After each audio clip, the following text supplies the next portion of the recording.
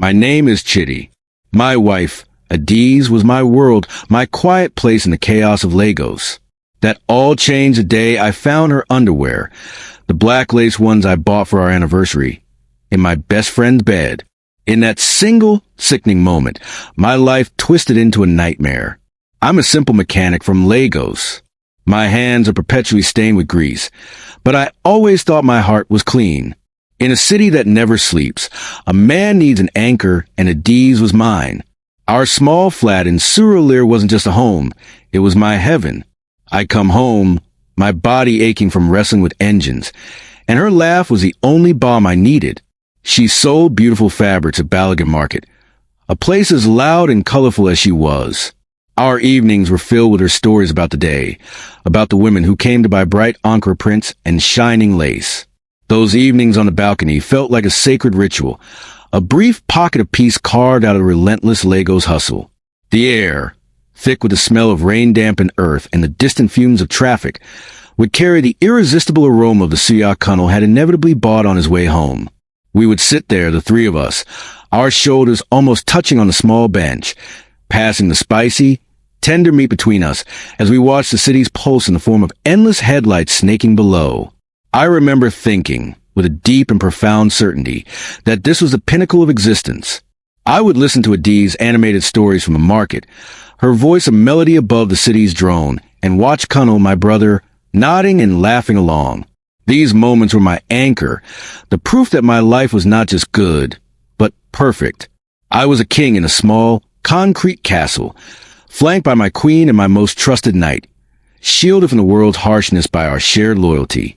My bond with Kunal was forged in the fiery crucible of a Lagos boyhood, a brotherhood that predated almost every other significant relationship in my life.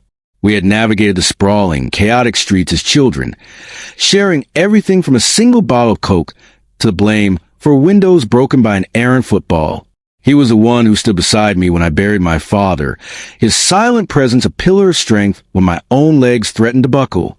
When my mechanic apprenticeship became so grueling that I considered quitting, it was Kunal who taught me through the night, reminding me of my own strength and skill. Inviting him into the home I shared with Adiz was a decision. It was an assumption, as natural as breathing. He was not a guest. He was the other half of my foundation, the brother my blood had not given me but my soul had chosen. The idea that this man, whose history was so deeply interwoven with my own, could ever be a source of pain was a thought so alien it couldn't even find purchase in the most remote corner of my mind. Adiz was the vibrant heart of our little world. I adored watching her in her element at Balogun Market, a queen reigning over a kingdom of brilliant textiles.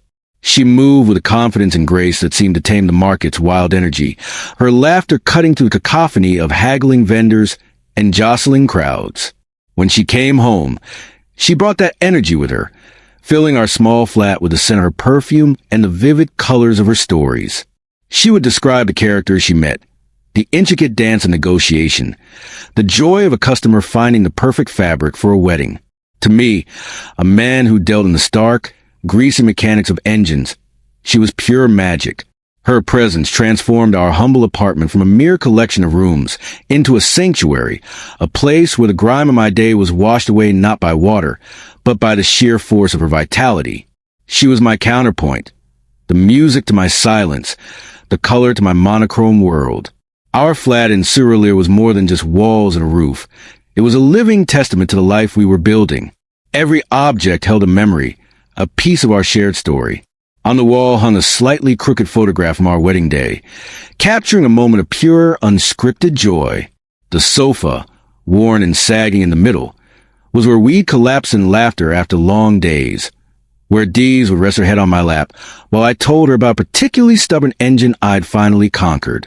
Even the faint, persistent scent of the flat was a unique blend of us. The spicy aroma from last night's dinner, the clean, floral scent of Adiz fabrics, and the underlying note of engine oil that always clung to my clothes, a smell that she claimed was the scent of hard work and honesty. This space was our fortress, a place where the three of us, I believed, were safe not just in the outside world, but with each other. The thought of a poison seeping into the sanctuary was unthinkable. It was like imagining the sky turning green. Looking back, I see how my own philosophy on life became my blindfold. As a mechanic, my world is governed by logic and order. When a car arrives at my workshop, sputtering and broken, I don't despair. I diagnose, I analyze, I methodically find the faulty part, and I replace it. I believe life and love operated on the same principles. I worked hard, I provided, I was loyal, and in return, I expected the machinery of my life to run smoothly. This simplistic worldview made me vulnerable. I saw Dees and Cunnel as integral, perfectly functioning parts of my life's engine. If I perceived a slight sputter, a strange mood from her, a moment of distance from him, I would simply assume it was a temporary issue, something that would fix itself. It never occurred to me that the problem wasn't a faulty part, but a fundamental, malicious rewiring of the entire system, a betrayal so profound that no tool in my possession could ever hope to fix it. The signs of the affair were like a ghost breath on my neck, a fleeting chill I chose to ignore, attributing to a draft from an open window. The new perfume was the first. It was a heavy, musky scent, so unlike the light, floral fragrances she always preferred. One evening, she came home late, and as I held her, the alien scent filled my senses. I asked her about it, a simple, curious question. She stiffened for a fraction of a second before composing herself, explaining that a wealthy customer at the market had been sampling French perfumes and some had rubbed off on her. The explanation was plausible, almost too plausible, and I accepted it because the alternative was a crack in the world I had so carefully constructed. I chose to believe the simple story over the complex, terrifying truth that was beginning to weave itself in the shadows of my home. My trust was a thick, warm blanket, and I pulled it tighter around myself, refusing to acknowledge the cold seeping in at the edges. The excuse of inventory at the market soon became a recurring theme, a convenient shield for her increasingly frequent late nights.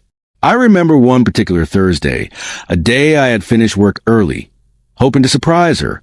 I bought her favorite meat pies and waited, the anticipation slowly souring as the hours ticked by.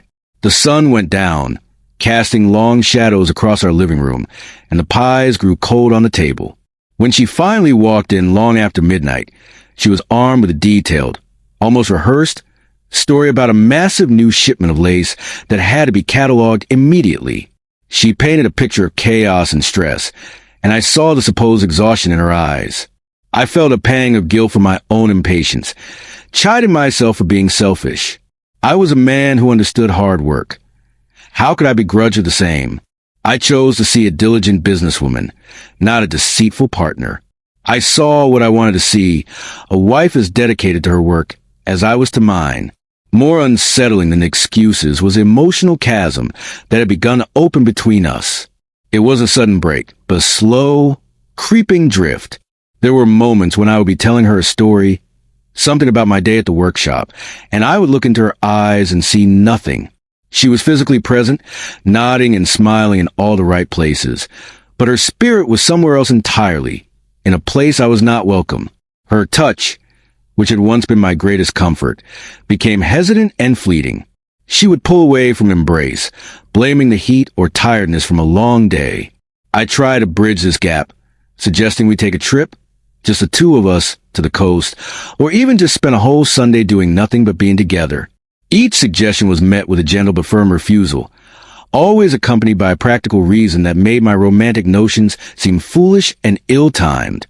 I felt like I was reaching for smoke, the substance of our connection dissipating right before my eyes.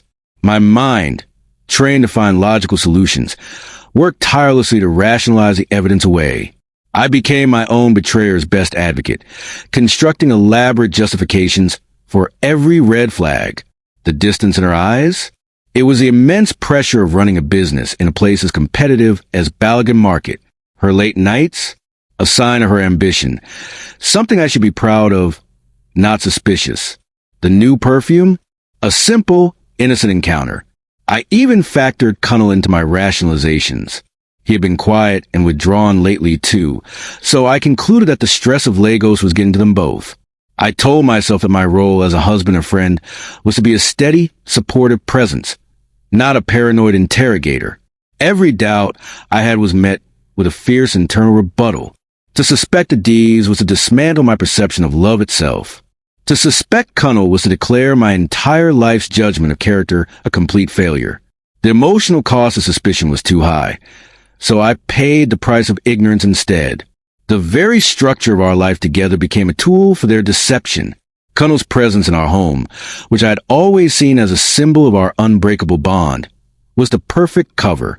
It created a casual, familial atmosphere where a lingering touch or a shared private joke could be easily disguised as simple friendship.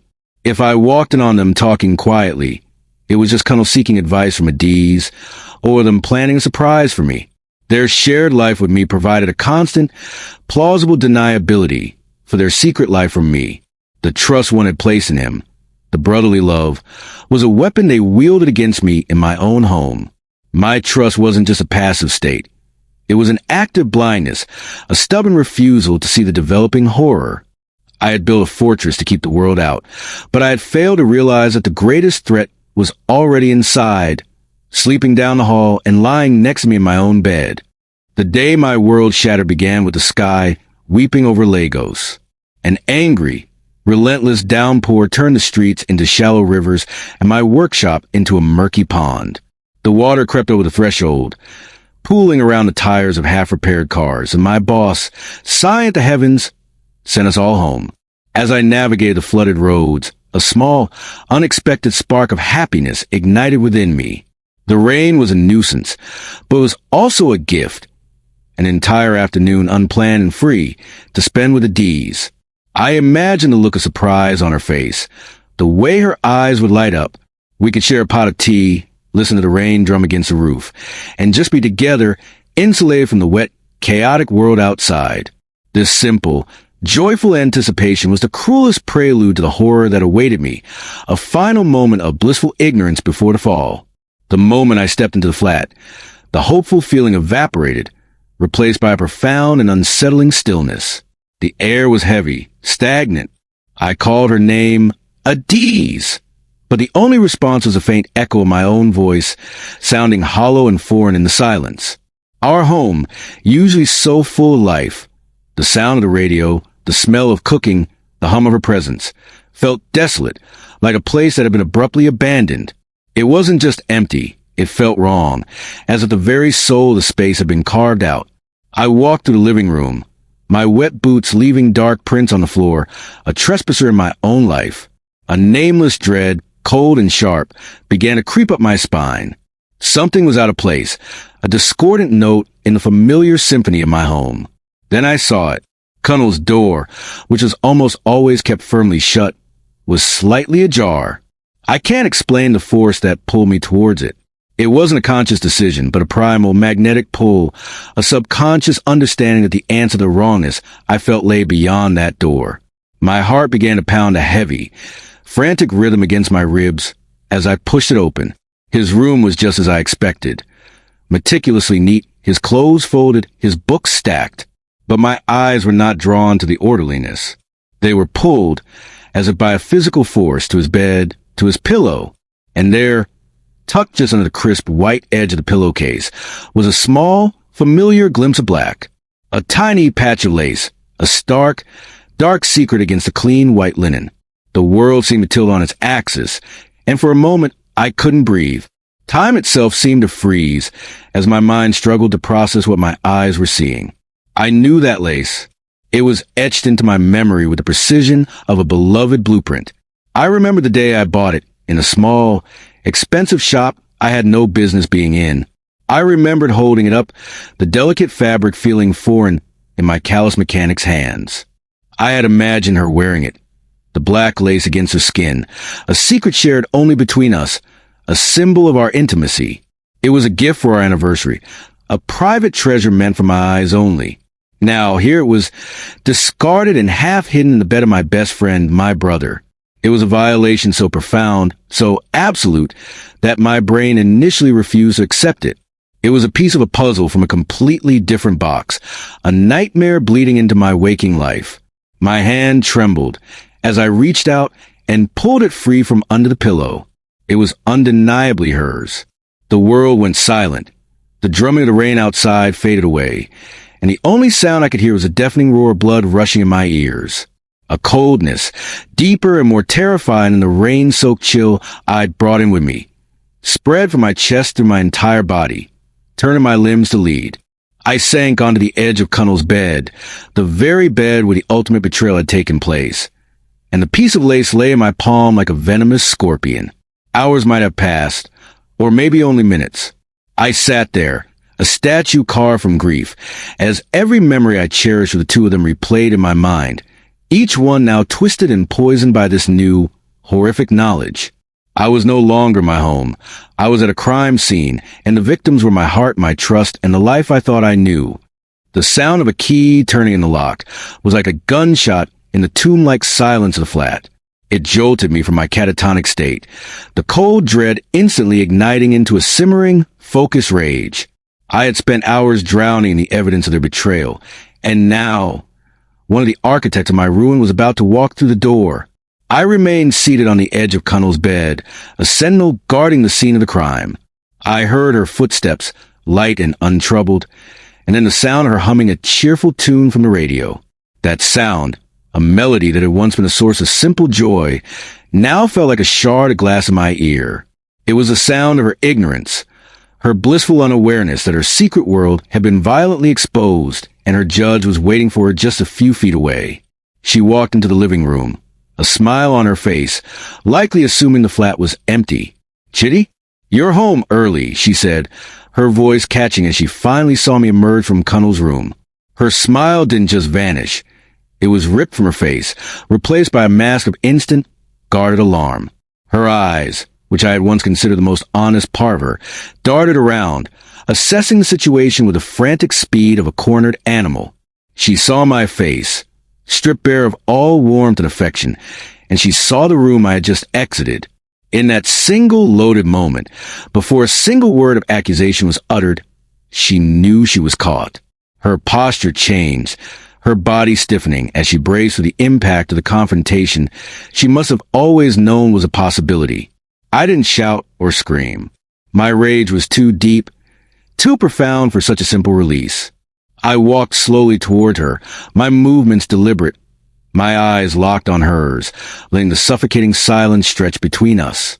I wanted her to feel the weight of what she had done, to squirm in the unbearable space between her crime and her punishment.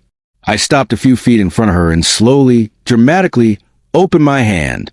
There, on my calloused palm, lay the crumpled piece of black lace. It seemed to absorb all the light in the room, a tiny black hole of deceit. I watched her eyes fix on it, and I saw the last vestiges of color drain from her face, leaving behind a pale, waxy canvas of pure terror. It was a confession more potent and damning than any word she could have spoken. Her mind scrambled for an escape, for a lie big enough to cover a truth so monumental. I don't know how that got there," she stammered, her voice a weak, trembling thing. "From the laundry. It must have gotten mixed up in the laundry. It must be a mistake." The lie was so pathetic, so insulting in its desperation, that it felt like a second betrayal. To think that a piece of her lingerie could somehow magically transport itself from our laundry basket into Cunnell's clothes room and tuck itself neatly under his pillow was an insult to my intelligence. It showed me that she saw me not just as a husband to be betrayed, but as a fool to be manipulated. The lie wasn't meant to be believed. It was a desperate, flailing attempt to delay the inevitable, to postpone the moment of absolute reckoning. Just as the absurdity of her lie hung in the air, thick and poisonous between us, the sound of the front door opening again split the tension. It was Cunnell. He walked with a casual air, probably expecting to find Adiz alone, ready to continue their shared deception. He saw me standing there, a statue of cold fury.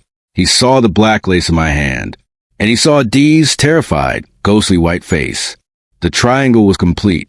The three of us stood in the living room, the space that was supposed to be our sanctuary, now transformed into a courtroom. There was nowhere left for them to hide. Every lie, every secret touch, every whispered plan was now dragged into the harsh, unforgiving light, and the faces of my wife and my best friend told me everything I needed to know. In a moment of breathtaking audacity, Cunnell actually tried to laugh. It was a hollow, cracking sound, a desperate gamble to pretend that this was all a misunderstanding. "Ah, Chidi, my man.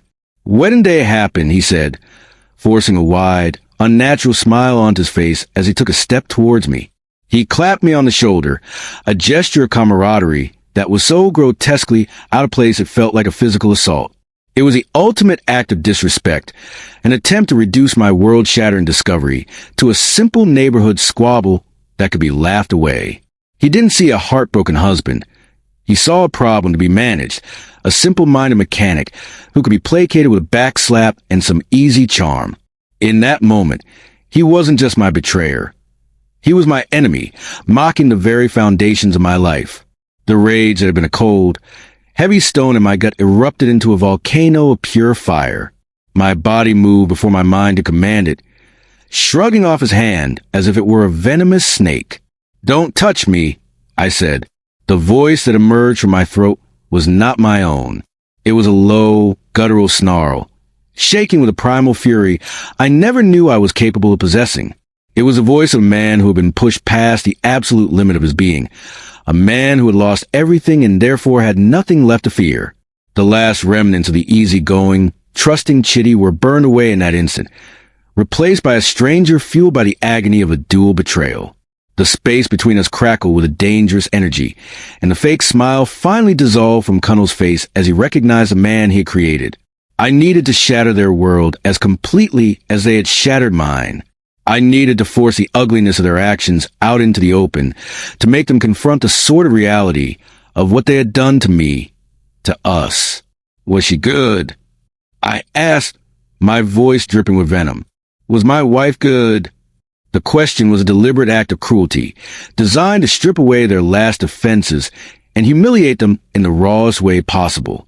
It hung in the air between the three of us, thick and unbreathable, a verbal grenade that had just been detonated. I watched the impact on their faces. Adiz let out a choked sob, her hands flying to her mouth as if to hold back the shame. Cunnell flinched as if I had struck him, his eyes wide with shock and, for the first time, a flicker of fear. The poisonous question achieved its purpose. It broke them. Cunnell's bravado crumbled into dust, and Adiz's tears were no longer a performance of confusion, but a genuine expression of her shame. But the true confession, the final, undeniable proof, came without a single word. Cunnell looked at Adiz. It was a fleeting glance, lasting no more than a second, but in that shared look, I saw their entire secret history. I saw the stolen moments, the inside jokes that excluded me, the shared glances across our dinner table, the whispered plans made in the dead of night, while I slept soundly, foolishly, in the next room.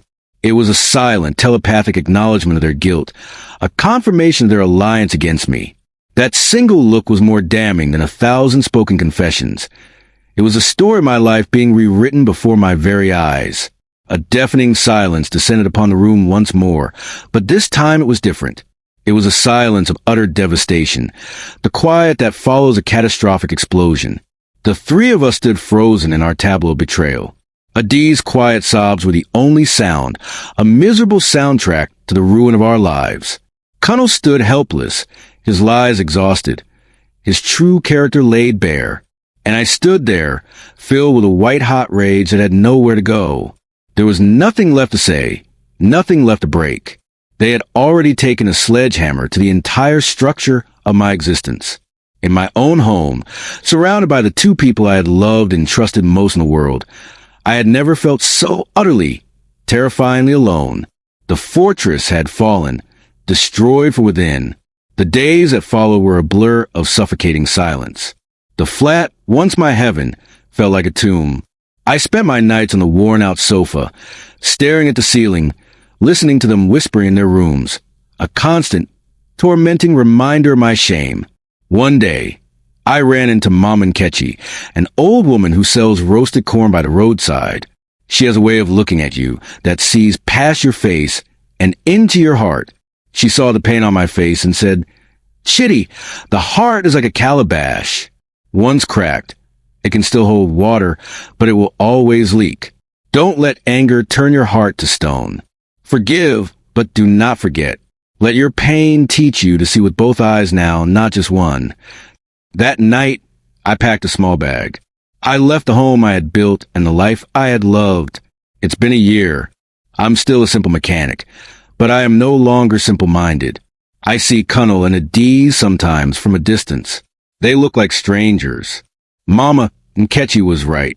My heart might have its cracks, but it holds water again.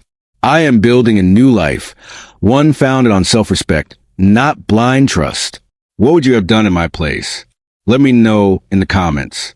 If this story resonated with you, please give a like and subscribe for more. Remember, if you have been hurt, if you have been betrayed, you are not alone. That pain is real, but so is your strength to overcome it.